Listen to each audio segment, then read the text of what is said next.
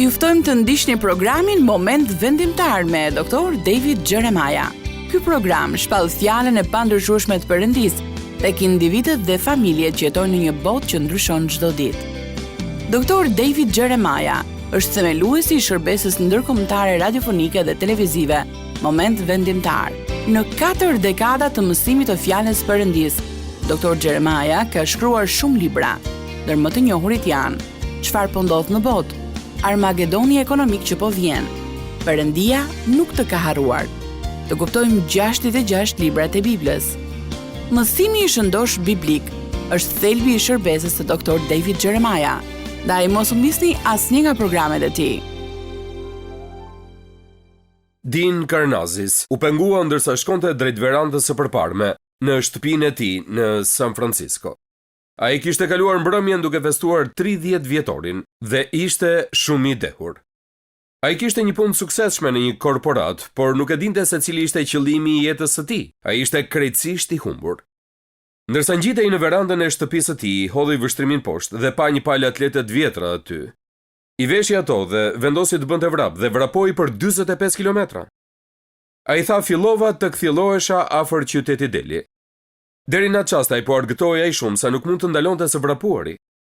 Unë isha në një rrugë fshati dhe kishte pak mjegull aty dhe nga eukaliptet binin pika uji dhe ishte diçka vërtet intensive. Dhe unë ndjeva shumë i gjallë dhe ajo natë ndryshoi përgjithmonë rrjedhën e jetës sime. Dekada më vonë, si një nga yjet më të hershëm të sportit të maratonave të gjata, veprat e tij të forcës dhe rezistencës janë legjendare. E pabesueshme, por ai njëherë vrapoi në 50 maratona në 50 shtete të ndryshme në 50 ditë të njëpasnjëshme. I bie 2140 kilometra dhe asnjëri tjetër në histori nuk e ka bërë më kurrë këtë. Mbase më mbreslënse është që Karnazes vrapoi për gati 81 orë pa ndërprerje dhe pa fjetur. Më shumë se 3 ditë të plota ai përshkoi 564 kilometra gjatë kësaj kohe dhe këtë e bëri pa u ndalur. Ai përllogarit se ka përshkuar më shumë se 160.000 kilometra gjatë jetës së tij, që i bie të përshkosh plot 4 herë diametrin e planetit ton. Siç mund të prisni, me gjithë këtë vrapim, ka pasur shumë kohë për t'u menduar.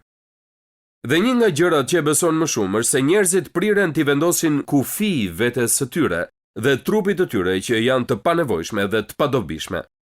Këmbët e tua mund të të çojnë deri diku, shkruan ai në një nga librat e tij më të shitur. Të përshkosh me vrap distanca të gjata kryesisht bëhet në kokën tënde dhe në zemrën tënde. Trupi i njeriut është i aftë për vepra të mahnitshme fizike, nëse mund ta çlirojmë veten nga kufizimet që i perceptojmë vetë dhe lidhemi me zjarrin ton të brendshëm. Mundësitë janë të pafundme. Më pëlqen përfytyrimi i një zjarri të brendshëm. Më shumë se mbase çdo njeri tjetër në histori, Dean Karnazes i ka testuar kufitë e forcës fizike, por siç ka zbuluar ai dhe shumë të tjerë, forca fizike mund t'ju çojë deri diku.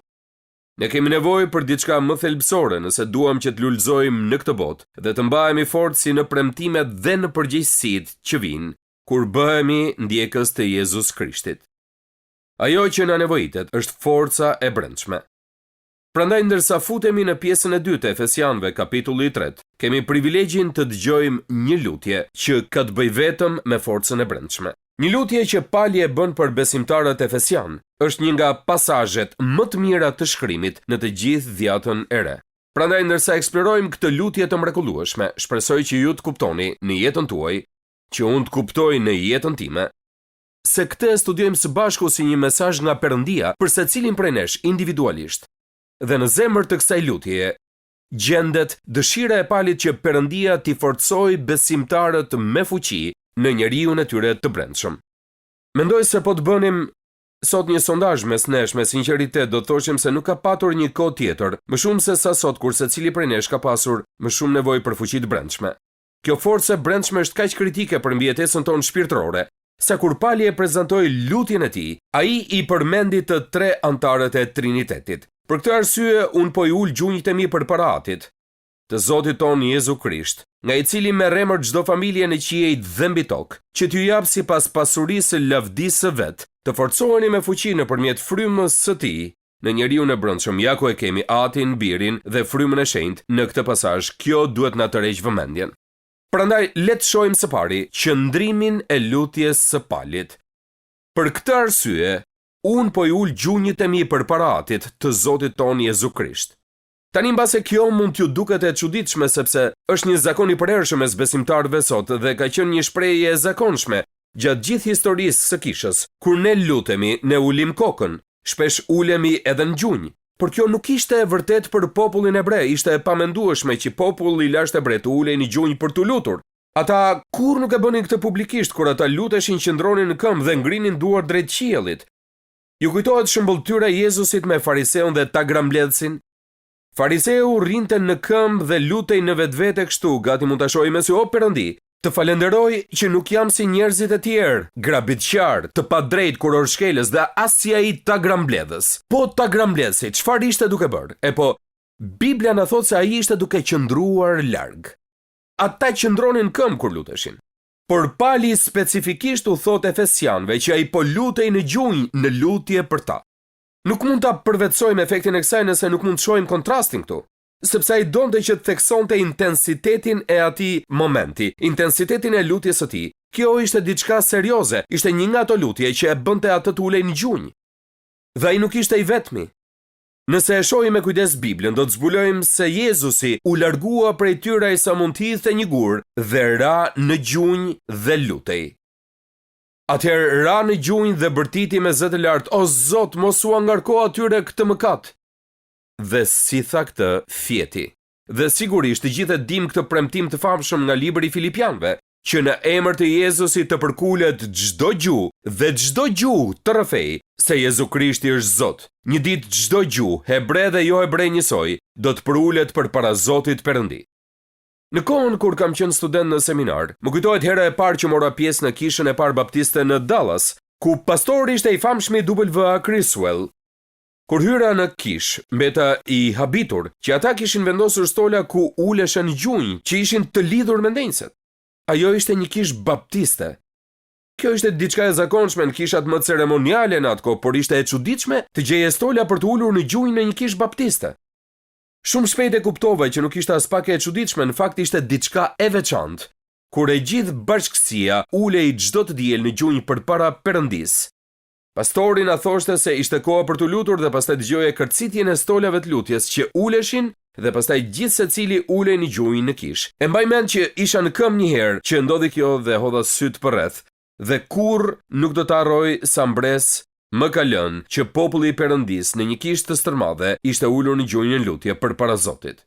Por më shumë se çdo gjë tjetër kjo na tregon diçka dhe më pëlqen kjo shprehje, e kam të shkruar në Biblën time.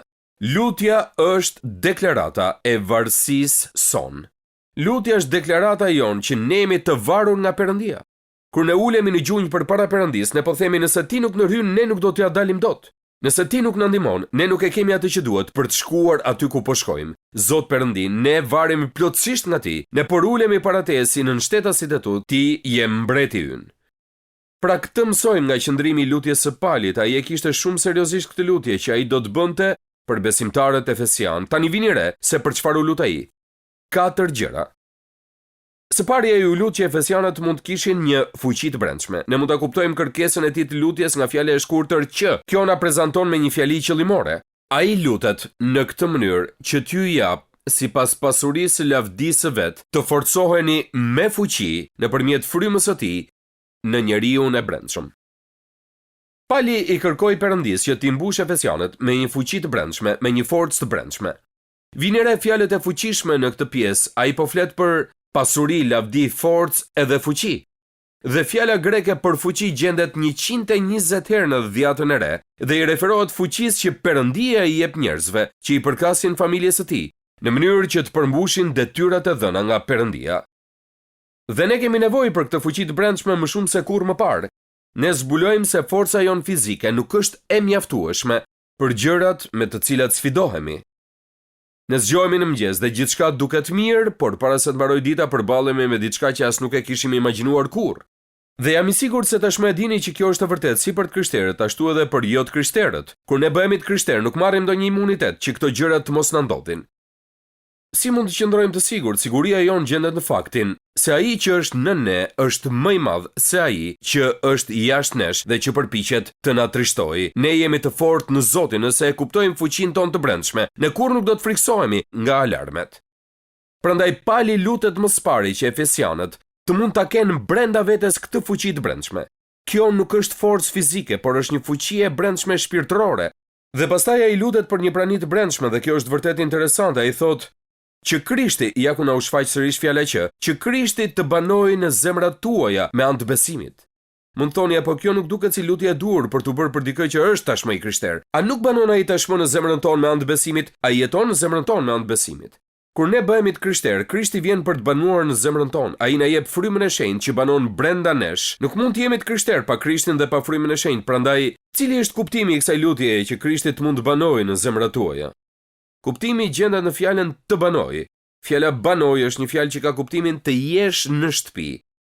Në greqishten e lashtë, në gjuhën e dhjatës së re, ky është një term i veçantë që nënkupton më shumë se sa të jesh diku apo edhe që të jetosh diku. Në këtë kontekst, të banosh do të thotë të shpërngulesh, ta bësh vendbanim, të jesh në shtëpi. Dëgjoni se çfarë thot Jezusi te Gjoni 14:23, ai thot nëse ndokush më do ta zbatoj fjalën time, edhe Ati im do ta doj, tani dëgjoni, dhe ne do të vim tek ai dhe do të bëjmë banesën tek ai. A e dini se Perëndia i plotfuqishëm dhe biri i tij Jezus Krishti kanë një dëshirë të madhe që ta bëjnë banesën e tyre në ju? Mund të thoni apo ai është në jetën time, por unë po ju pyes, a e ka bërë banesën në ju? Jezus Krishti dhe Ati i tij duan që të jetojnë brenda nesh, jo thjesht jenë rezident, por që të jenë president. Ata duan që ti drejtojnë gjërat, ata duan të jenë aty dhe duan që ne të ndihemi rehat me këtë. A ndiheni një me Jezusin në jetën tuaj? A ndiheni rehat me të qenit i krishtera? Jeni të emocionuar për faktin që ju jeni të transferuar në mbretërinë e dritës? Pikërisht këtë po thot, unë dua që ju të jeni në shtëpi me Jezusin.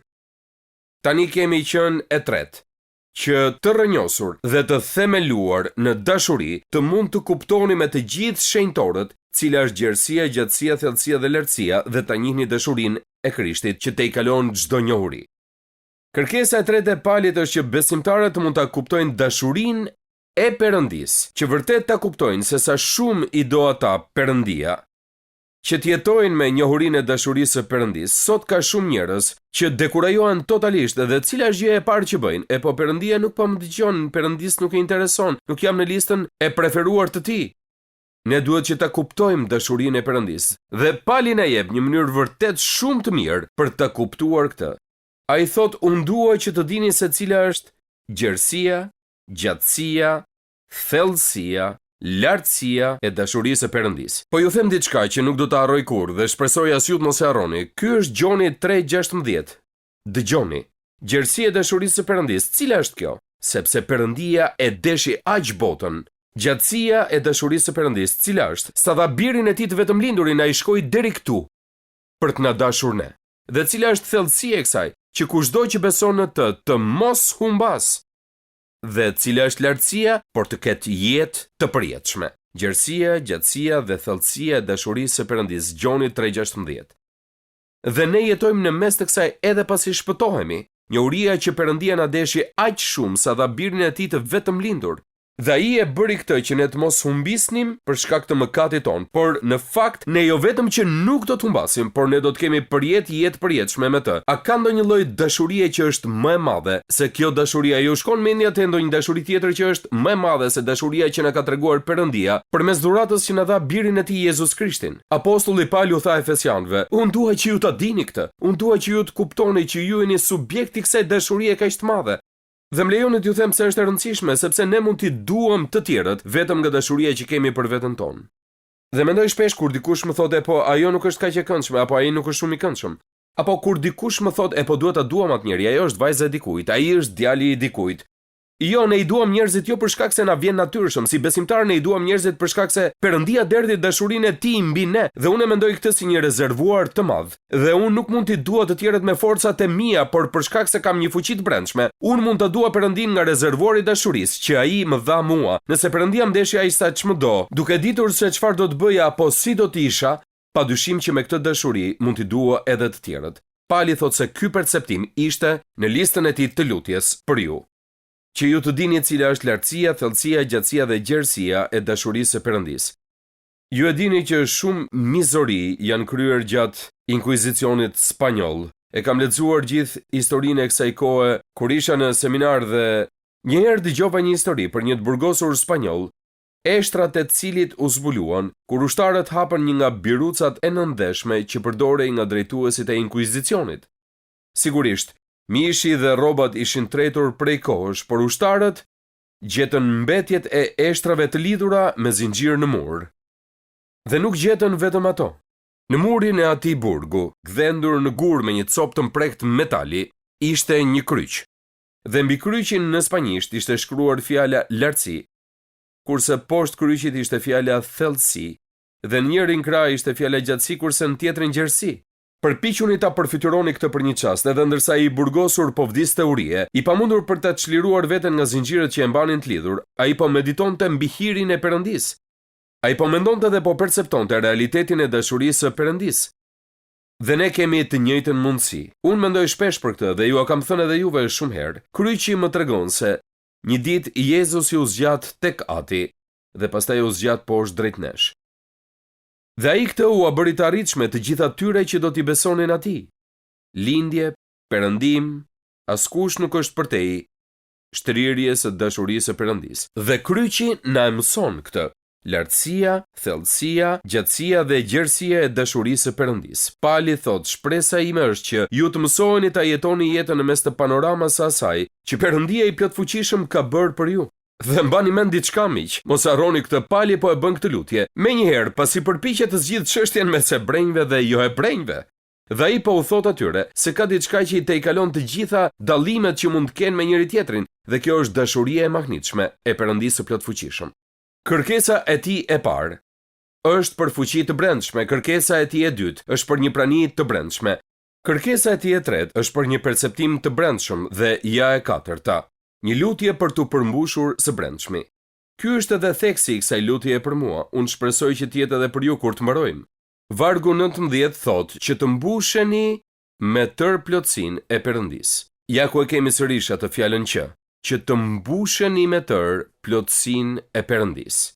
Vini re progresionin e këtyre kërkesave të lutjes. Fuqia e brendshme e frymës së shenjtë bën që Krishti të banojë te ne. Krishti që banon në ne bën që të kuptojmë dashurinë e tij dhe tani dashuria e tij me bollëk bën që ne të përjetojmë plotësinë e Perëndis.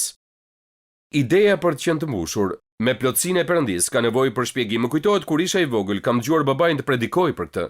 Dhe mendoja po vras mendjen se sa janë mbushur. A janë mbushur deri në brez, a janë mbushur deri në supë? Nëse je vërtet i perëndishëm, duhet jesh i mbushur deri në hund. Më kuptoni? Pastaj dëgjova dhe kuptova se nuk bëj as pak fjalë për këtë. Fjala i mbushur nuk ka të bëjë me volumin e një lëngu në një gotë. Fjala i mbushur në këtë pasazh është një fjalë që ka kuptimin i kontrolluar. Kur ne jemi të kontrolluar nga plotësia e Perëndis, jeta jon do të jetë ndryshe. Mund thoni po, si mund ta dim këtë? Tek Efesianëve na thuhet kjo, mos u dekni me verë, por mbushuni me frymën. Çfarë do të thotë kjo? Mos lejoni që t'ju kontrollojë dehja, por le t'ju kontrollojë fryma e Perëndis. Le të qëndrojmë pak këtu dhe ta peshojmë këtë. A jeni të mbushur me plotësinë e Perëndis? Për të përdorur një term ushtarak, a e ka ai komandën e mendjes dhe zemrës suaj? Ndërsa vazhdoni ditën dhe sidomos kur përballeni me vështirësi dhe mundësi të cilat nuk i prisnit, a reagoni ndaj këtyre çasteve bazuar mbi atë që doni ju apo atë që do Perëndia? A veproni bazuar mbi vullnetin e Perëndis apo vullnetin tuaj? Po ju them edhe një parim tjetër, mos e hiqni këtë nga mendja. Perëndia nuk do të na mbush nëse nuk jemi të mbushur me veten tonë. Ne duhet kemi vend bosh në jetën tonë përpara Perëndis. Ne duhet të bëjmë atë që tha Pali, të ulemi në gjunjë dhe themi Zot Perëndi, kjo është për te aftësive të mia, nuk e di si ta bëj këtë. Dhe prandaj po të dorëzoj gjithçka ty. Unë heq dorë nga zgjedhjet e mia dhe i pranoj të tuat. Këtë kuptim ka kjo. Dhe ndërsa mbyllim këtë, dua që të theksoj potencialin e lutjes së Palit, sepse e di që disa prej jush po qëndroni ulur dhe nuk e besoni këtë. Ju nuk e besoni që Perëndia mund t'ju marrë nga mënyra si po i jetoni jetën dhe t'ju jap një mënyrë për të jetuar përtej asaj në fuqinë e Perëndis. Mund mendoni po kjo është për njerëz të tjerë. Po nuk kam rritur ende aty. Po t'isha i krishter më i vjetër, do të mund të bëja këtë. Jo, kjo nuk është vetëm për të krishterët e vjetër, kjo është për të gjithë krishterët. Dhe arsyeja sepse e di këtë është sepse nuk varet nga ju, është Perëndia. Dhe Perëndia nuk ka të preferuar. Ai nuk qëndron ulur në qiell dhe thot, ky njeri në rreshtin e tretë është një kandidat, edhe ky tjetër jo. Ne të gjithë jemi kandidat për të mbushur me fuqinë e Perëndis në jetën tonë. Dhe ai është i aftë ta bëj këtë, dhe dëgjojeni pak këtë bekim. Tani ati që sipas fuqisë që vepron në ne mund të bëjë jashtë masë më tepër nga sa kërkojmë ose mendojmë, atij i qoftë lavdia në kishën, në Krishtin Jezus për të gjitha brezat në jetë jetëve. Amen. Kur lexojmë këtë lutje që bën Pali, mendojmë, a mundet vërtet Perëndia ta bëj këtë? A mundet Perëndia të më jap fuqi në njeriu e brendshëm? A mund ta vendos shtëpinë në zemrën time që Perëndia të banojë në të? Dhe a dua unë që ai të banojë aty? A mund të më mbush me plotësinë e tij? A mund të më jap aftësinë të kuptoj dashurinë e tij të madhe? A mund ta bëj ai këtë? Dhe përgjigjja ime për këtë pyetje është, po, ai mundet. Po, ai mundet. Sepse Biblia thot se ai mundet. Ai mundet. Dhe vetëm përjetësia do të na zbulojë se si kjo fuqi ishte duke punuar në jetën tonë kur as nuk ishim të vetëdijshëm për këtë, sepse ne po ecnim me Zotin. Si ju përgjigja i lutjeve që ne as nuk mendonim se i kishte dëgjuar? Sepse ai mundet. Ai nuk bën thjesht për mirësimet vogla në planet tona, ai hedh poshtë ato dhe na jep planin madhështor dhe të denj të vetes së tij. Ai mund të marrë atë që ne kërkojmë dhe ta bëjë atë më të madhe. Ai mund të marrë mendimet tona dhe të shkojë përtej tyre. Ai mund të shohë atë që ne nuk mund ta shohim këtu dhe tani. Ai mund të shohë më pas dhe ku. Ai mund të bëjë shumë herë më tepër dhe mbi gjithçka. Kur ndjeni dobësi në hapësirën tuaj, si të krishterë, kur filloni të vrisni mendjen, a mund ta bëj këtë? Thjesht thuajini vetes, jo, nuk mundem, por ai mundet. Unë ulem në gjunjë sepse unë varem nga Perëndia. Unë nuk mund ta bëj dot këtë. Unë nuk e di se sa herë njerëzit ma kanë thënë këtë, pastor, thjesht nuk mundem ta bëj më këtë. Mbase janë në një martesë që po rënohet, apo kanë fëmijë që kanë marrë një rrugë të keqe, apo kanë mbase probleme financiare, apo janë të smur. Pastor, nuk mund ta bëj më këtë dhe ne duhet të themi, e di çfarë, kjo është e vërtetë. As unë nuk mundem, por unë njoh dikë që mundet. Ai mundet. Ai mundet të bëj përtej gjithçkaje që mund t'i kërkojmë apo që mendojmë. Tani dua t'ju lë me një histori që e kam lexuar nga historia, që edhe nëse s'keni dëgjuar asgjë nga ato që unë thash, tani dëgjoni këtë. Në listën e presidentëve të Amerikës, një njeri shfaqet 2 herë. Nëse do t'ju bëja një test këtë mëngjes, mund të më tregoni se kush është? Është Grover Cleveland, i vetmi president që ka shërbyer në 2 mandate jo të njëpasnjëshme. Ai ka qenë presidenti i 22 dhe i 24 në historinë në vendin tonë. Ai është edhe presidenti që vendosi statuin e lirisë në portin e New Yorkut dhe është i vetmi president që është martuar në shtëpinë e bardhë. Mendoni pak për këtë. Në atë kohë ai ishte 49 vjeç, kurse nusja e tij Francis Folsom ishte 21 vjeç, duke u bërë zonja e parë më e re në histori dhe romanca e tyre e trazoi kombin. Grover Cleveland ishte fëmia e një predikuesi presbiterian, i cili ishte shumë i themeluar në të vërtetën e krishterë. Ai punonte shumë me çështjet e detyrës së tij dhe në mes të një paniku financiar kombëtar, ai u përball me një krizë personale. Ai u diagnostikua me kancer dhe ju nënshtrua një operacioni shumë sekret në bordin e jahtit të një miku që askush mos e merrte vesh.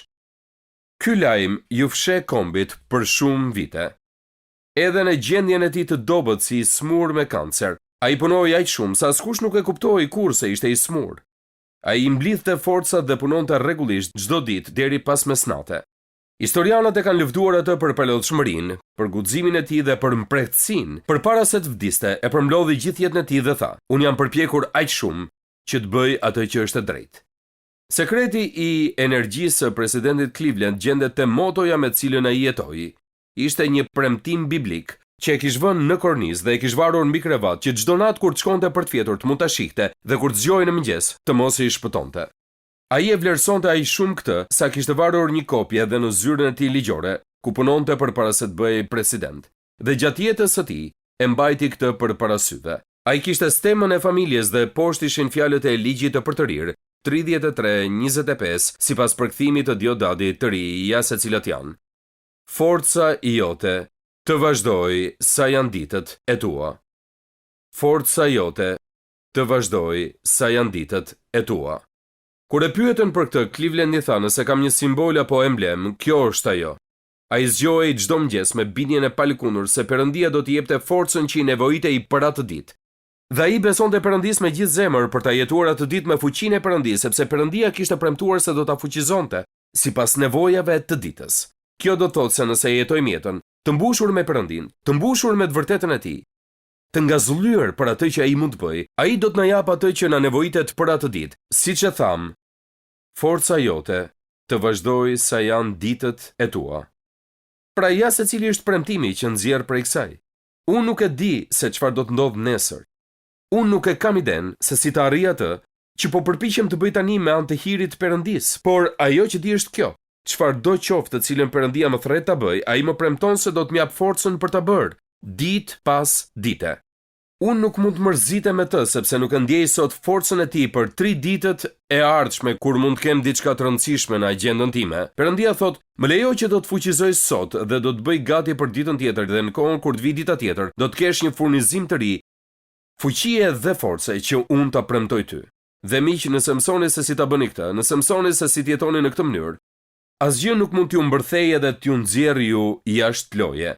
Sepse mund të dilni jashtë loje nëse filloni të mendoni se çfarë do të ndodhë javën tjetër apo muajin tjetër.